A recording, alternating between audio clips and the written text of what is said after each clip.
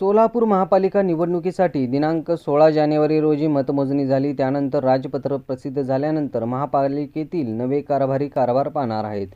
सोलापूर महापालिकेतील काउन्सिल हॉलमधील महापौर, उपमहापौर यांच्यासह सर्व इतर पदाधिकारी कामकाज पाहतात।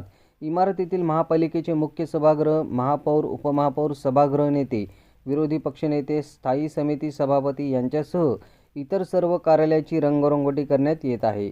या सर्व इमारतीला आतून बाहेरून रंगरंगोटी करून सुशोभित करण्यात येत आहे।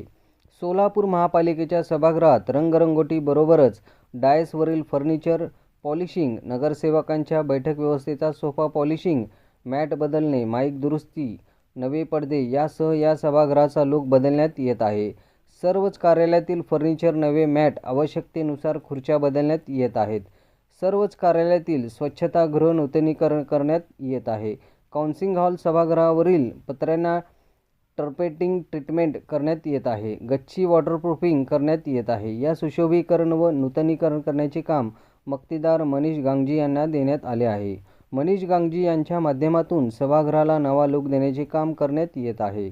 नव्या कारभाऱ्यांसाठी ही इमारत सर्व सुविधांयुक्त आणि दिमाखदार अशा पद्धतीने सज्ज ठेवण्यात येत आहे।